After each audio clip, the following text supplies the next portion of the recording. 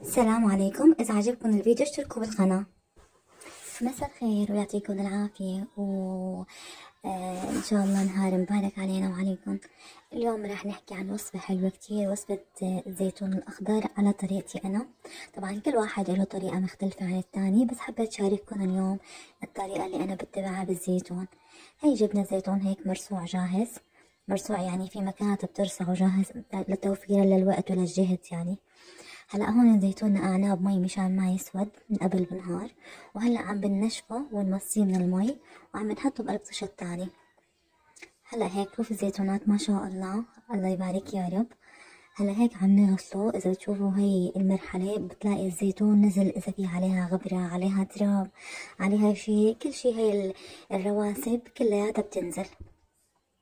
عم بنسبه هيك منيح ونحطه على جنب. طبعا عم نهيئه مشان نحط فوق التتبيلة.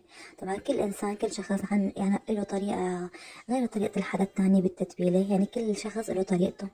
أنا هي الطريقة اللي بعتمدها وإن شاء الله إنها تعجبكم.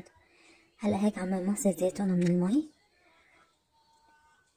ما شاء الله. طبعا أنا بحب الزيتون الحبة الوسط، لا كبير كتير ولا صغير كتير، وهذا زيتون كتير طعمه طيب. طبعا هذا منقوع 3 أيام حتى يروح المرار تبعه بعد ما رصعناه. وهيك اتمنى انه اذا في رواسب، في تراب، في اي اوساخ علقانة على حبات الزيتون انها كلها تطلع. هلا هيك هي المرحلة النهائية بعد ما غسلنا الزيتونات وصفيناهم من المي. هي حطينا الزيتون على جنب بطشة البلاستيك.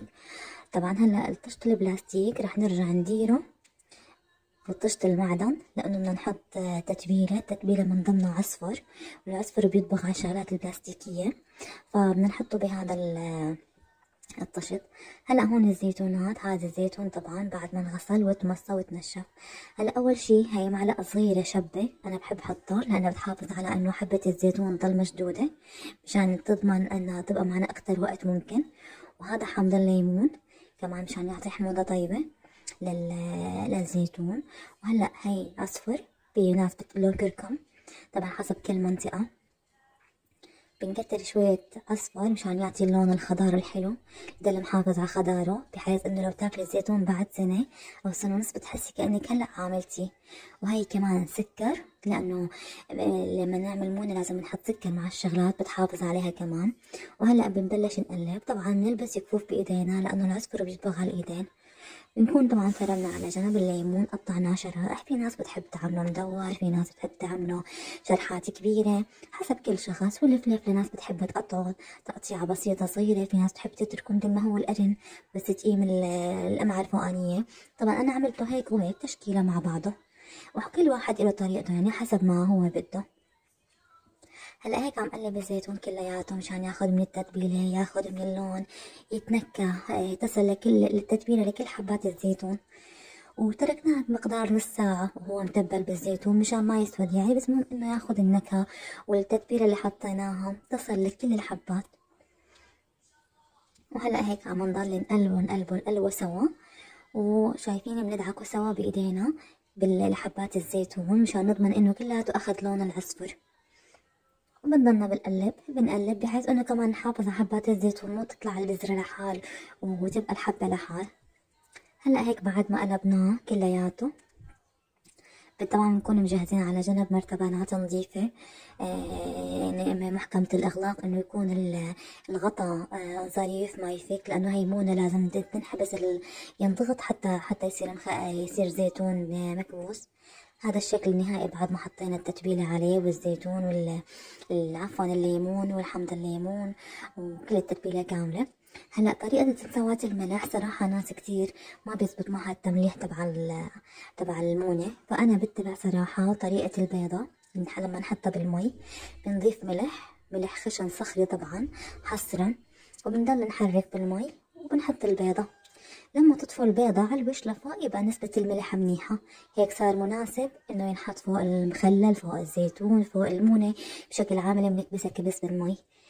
هلا طول ما البيضة ما عم بتفوش على سطح المي يبقى المي ناقصها ملح، بس تفوش البيضة فوق على سطح المي معناها انه خلص هيك الامور تمام التمام بإذن الله تعالى.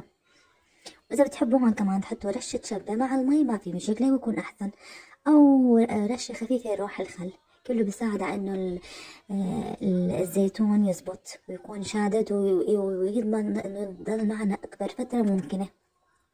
هلا هذا أنا صراحة بستعمل هذا الملح الصخري من كتكوت، كتير كتير ظريف، حبيباته ظريفة، حتى بتحسي ريحة الملح كتير طيبة، باين إنه ملح أصلي لما تحطيه بالمي.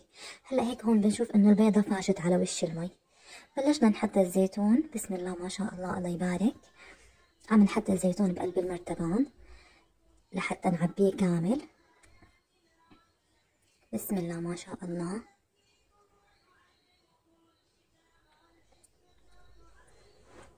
بنضلنا هيك نعبي لحتى نصل للمرتبان لفوق. طبعا حسب كل بدك تكوني انت مجهزة مرتبانات على حسب الكمية اللي انت عاملتيها. هلا انا هون عاملة تقريبا 7 كيلو مبدئيا، لانه هذا نزل جديد فقلنا نجربه. هلا هيك عبينا المرتبان، هيك شكله النهائي طلع عندي. بدنا نحط هلا المي والملح حتى يغمر كل الحبات، ونضمن انه المي نزلت لتحت لقاع المرتبان، مو ضل زيتون عليه مي وزيتون ما عليه مي. طبعا حتى لو لقينا انه حبيبات الملح عم تعلق هيك فوق الحبات عادي، ما انه عم نغمره بالمي والملح متوازن مع المي فعادي. وهيك ان شاء الله كل اموره تمام، والف صحتين وهنا على قلب الجميع. طبعا هلا انا عندي شغله، انه انا بالعاده طبعا لازم نحكم الاغلاق المرتبان منيح. هلا انا عندي احيانا العلبة بلاستيك بحتفظ بالغطا تبعها، بتلزمني لهيك شغلات من البيت. بنحط غطا مشان نكبس الزيتونات لتحت ما يفوشوا لفوق، ويصير في طبقة اسمها طبقة الكمخة، ويتغير طعم الزيتون ويصير يتغير لونه. بنحط فوقه شقفة مشمعة مثل هيك، وبنضغط الغطا مشان نضمن انه ما يكب لبرا وما تطلع وما ينفس وما يطلع هوا لبرا.